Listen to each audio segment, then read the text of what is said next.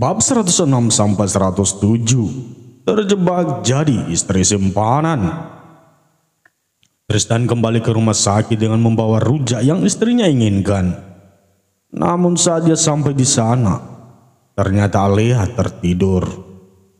Aira masih ada di sana. Gadis itu juga tampak hampir tertidur jika tidak mendengar suara pintu yang terbuka. "Tuan sudah kembali. Nona menunggu Anda sejak tadi," kata Aira seraya bangkit dari duduknya. Tristan mengangguk singkat. "Terima kasih sudah menjaga Alea. Kau dan Mondi boleh pergi," balas Tristan tanpa menatap Aira dan terus menatap istrinya. Aira tampak bingung melihat raut wajah majikannya itu yang seperti banyak pikiran. Namun rasa penasaran ia tidak ACC oleh Mondi. "Tuan, kami permisi," pamit Mondi. Mondi menatap Aira yang masih menatap Tristan. Ia berdecak pelan lalu menarik ke arah belakang Aira sampai keluar ruangan. Om mau ngapain? Kenapa aku disirik kayak kambing?" Rengek Aira berusaha melepaskan tangan Mondi. Karena tinggi Mondi lebih dari Aira, ia dengan mudahnya menarik ke arah belakang gadis itu sampai kedua tangan Aira sedikit terangkat. "Kamu memang bukan kambing, tapi kau kucing liar," balas Mondi masih terus menyeret Aira. Om, lepasin aku. Malu dilihatin banyak orang," rengek Aira lagi. Sungguh, saat ini Aira sangat malu pada orang-orang yang berpapasan dengannya. Mereka semua pasti berpikir bahwa ia adalah anak kecil yang sedang dimarahi kakeknya. "Tidak perlu mengerengek, dasar anak kecil," cibir Mondi dengan wajah datarnya. Aira tidak menyahut. Ia membalik badan lalu memukul dengan bahu Mondi cukup kencang. Aira cukup terkejut saat sadar pukulannya terlalu kencang. Maka tanpa pikir panjang gadis itu langsung berlari ke arah sedikit tertatih. Gadis itu, geram Mondi penuh penekanan. Mondi pun segera mengejar Aira. Berani sekali bocah kecil itu memukulnya dengan tenaga. Saat keduanya sudah ada di luar rumah sakit dan Mondi berhasil menemukan Aira yang masih berusaha untuk lari. Mondi diam di tempat. Ia membiarkan gadis itu lari dan akan ia kejar. Saat Aira menoleh ke belakang dan mendekati Mondi, ia berniat untuk mempercepat larinya. Namun ia malah tersandung batu sehingga membuatnya tersongkor. Ringis Aira pelan. Mondi yang melihat itu cukup terkejut. Namun sesaat kemudian ia hanya bisa geleng-geleng kepala melihat tingkah laku gadis kecil itu. Mondi berlari kecil mendekati Aira. Ia tidak langsung menolong gadis itu dan malah menertawakannya. Kualat kamu," ujar Mondi sambil menunjuk Aira beberapa kali. "Demi Tuhan, jika ada karyawan Tristan yang melihat, mereka semua pasti akan tercengang. Bagaimana tidak? Mondi terkenal dingin dan datar. Jangankan tertawa, untuk tersenyum saja rasanya mahal sekali." Aira berdecak. "Om nyebelin banget, bukan bantuin malah tertawa," cibir Aira berusaha untuk bangkit. Mondi belum menghentikan tawanya, namun ia sigap membantu gadis itu untuk berdiri, bahkan membersihkan kotoran di lutut Aira. "Puas ya, Om?" Tawa Aira ketus dan tatapan yang sinis. Mondi menghentikan tawanya. Ia mendatarkan wajahnya lalu berdehem singkat. "Lukamu tidak kenapa-kenapa kan? Apa yang sakit?" tanya Mondi mengalihkan pembicaraan. "Iya, ndak apa-apa," jawab Aira, manggut-manggut. "Ayo kita pulang," ajak Mondi melangkah duluan meninggalkan Aira.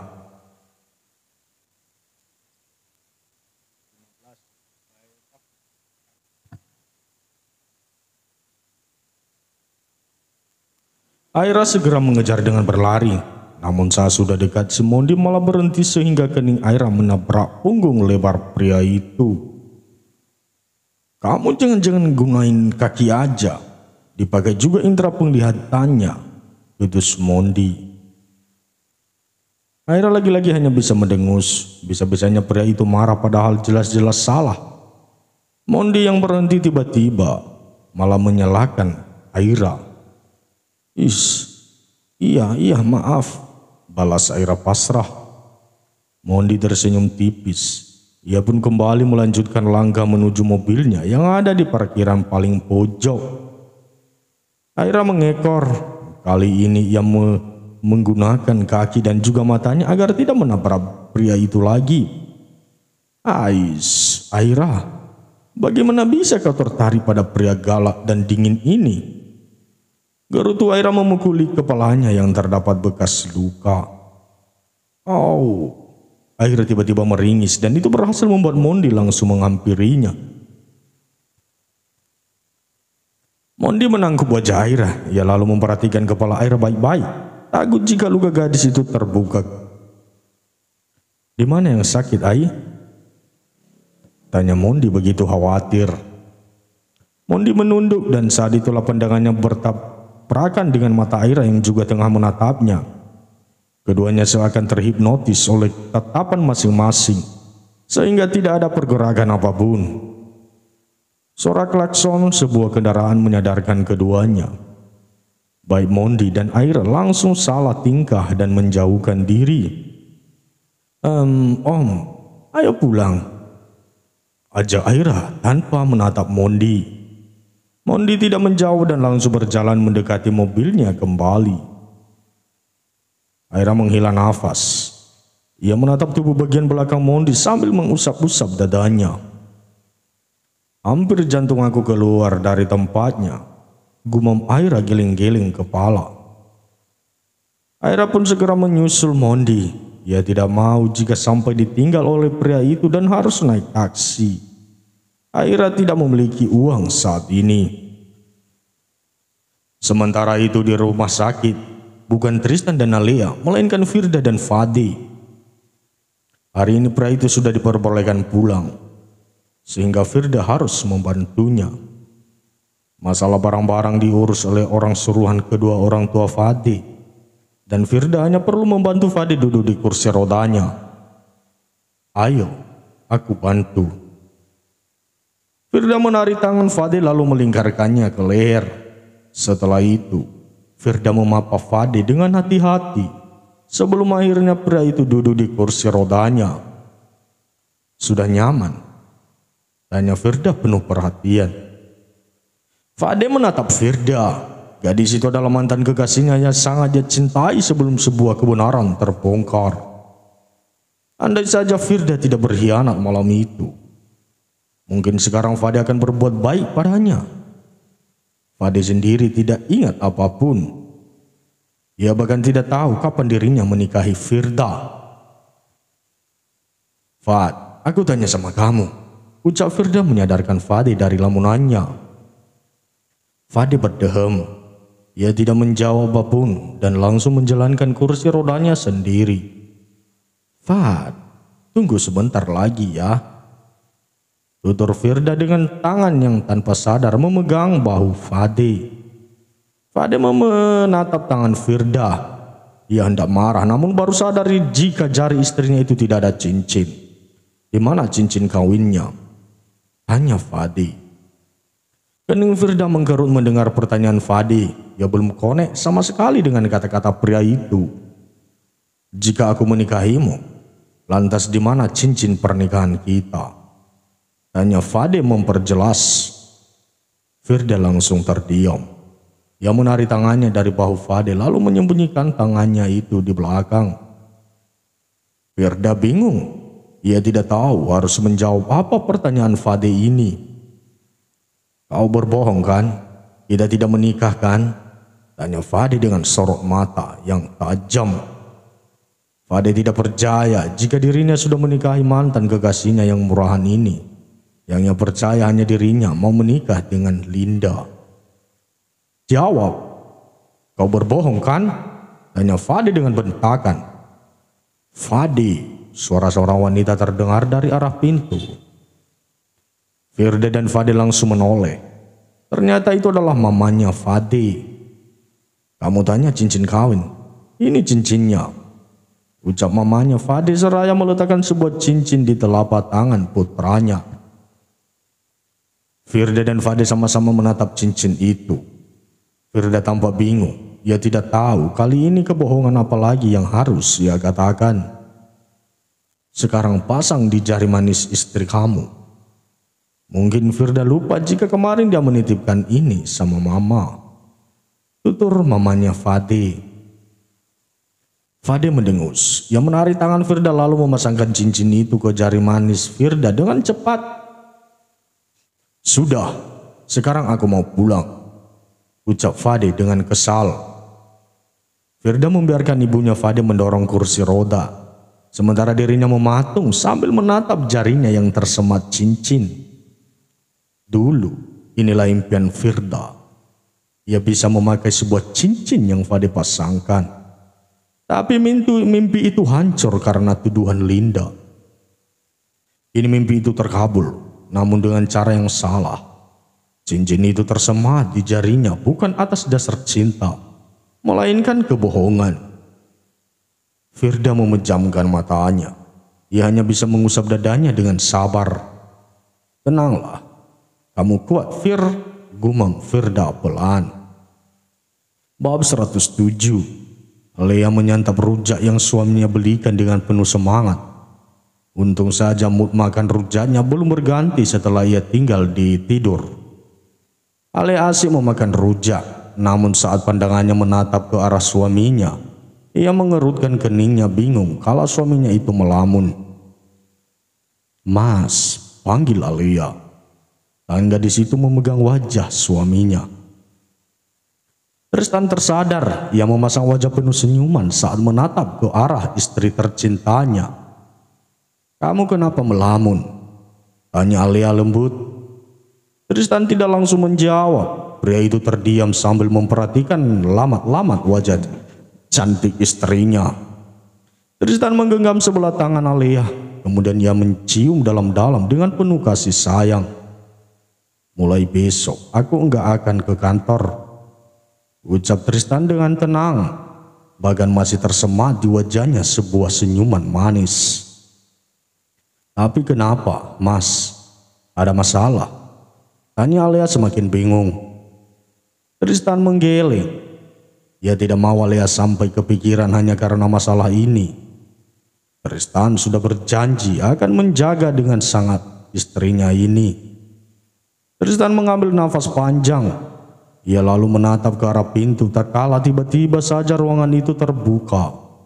Ternyata adalah seorang dokter yang mau memeriksa keadaan Alia. Tristan tidak beranjak dari tempat duduknya. Ia malah memperhatikan bagaimana dokter memeriksa Alia. "Jangan terlalu lelah dan banyak pikiran lagi ya, Nona.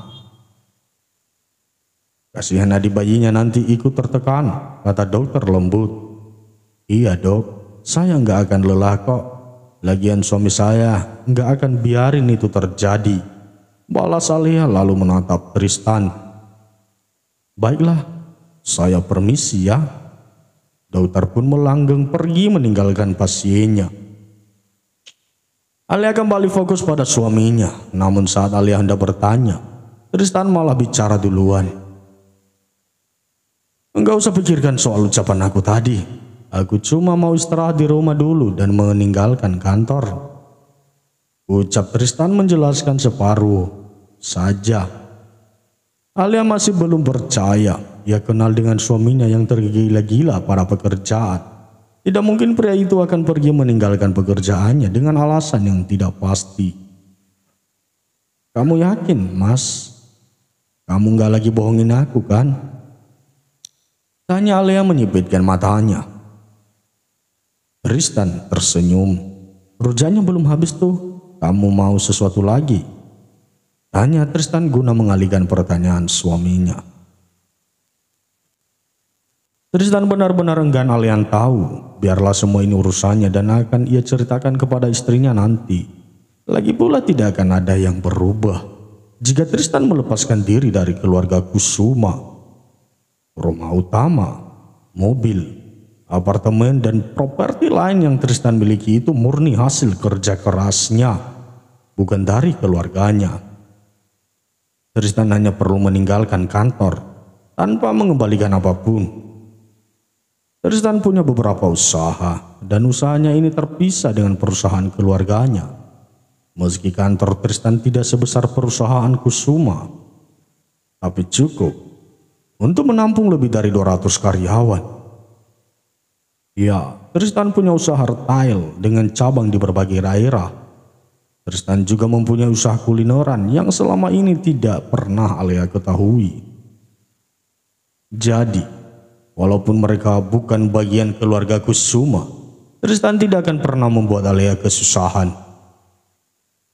Sementara itu di tempat lain, tampak seorang gadis tengah duduk di depan pasangan suami istri.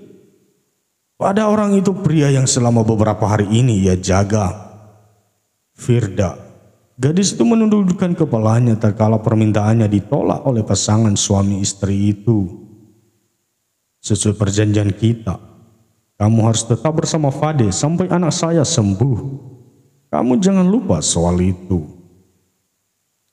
kata Papa Fade dengan tegas. Kepala Firda mengangguk. Saya ingat Om. Tapi saya hanya minta agar diperbolehkan untuk pulang dan tidak terus menginap di sini, balas Firda dengan sopan. Nggak bisa. Kamu mau nanti Fade kesulitan dan kamu nggak ada. Pokoknya kamu harus menjadi istri pura-pura Fade sampai putra saya bisa berjalan kembali. Putus Papa Fade tanpa mau dibantah lagi.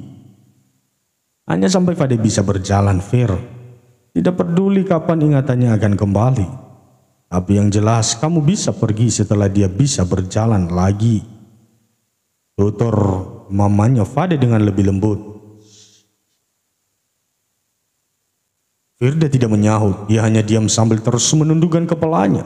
Tidak tahu kapan Fade akan bisa berjalan. Yang jelas ia ingin segera terlepas dari Fade.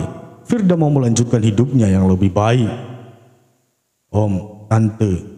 Suara seseorang tiba-tiba membuat mereka semua menoleh ke arah pintu. Zian, kamu di sini, masuklah, pinta Mama Fade lembut. Wanita itu bangkit dari duduknya lalu memeluk keponakannya yang selisih usia 1 tahun lebih tua dari Fade. Apa kabar Tante? Tanya Zian lembut. Baik, kamu sendiri bagaimana? Tanya Mama Fade dan dijawab dengan anggukan kepala oleh Zian. Hai Om, sapa Zian lalu beralih memeluk bapaknya Fade. Saat masih dengan posisi berpelukan, tiba-tiba pandangan Zian menatap sosok gadis yang asing untuknya. Dia siapa Om? Tanya Zian menatap Firda. Dia Firda, istrinya Fade, jawab Mama Fade. Hanya istri pura-pura saja. Dia ini yang telah membuat Fade kecelakaan, makanya dia harus bertanggung jawab. Ralat Papa Fade dan menjelaskan panjang lebar. Tapi, apa harus menjadi istri pura-pura? Tanya Zian. Ia merasa cukup iba melihat Firda yang tampak diam saja. Harus dong. Jika tidak begitu, adikmu itu tidak akan mau melihat wajahnya. Jawab Papa Fade lagi. Zian manggut-manggut. Ia lalu berjalan mendekati Firda kemudian mengulurkan tangannya di depan gadis itu. Hai, aku Zian, sepupu Fade. Ucap Zian dengan ramah dan penuh senyuman. Firda membalas senyuman manis itu dengan senyuman singkat saja. Ia juga membalas uluran tangan sepupunya Fade. Aku, Firda. Balas Firda memperkenalkan diri. Firda pun melepaskan tangannya dari Zian. Dan hal itu membuat Zian tersadar bahwa ia terlalu lama memegang tangan Firda.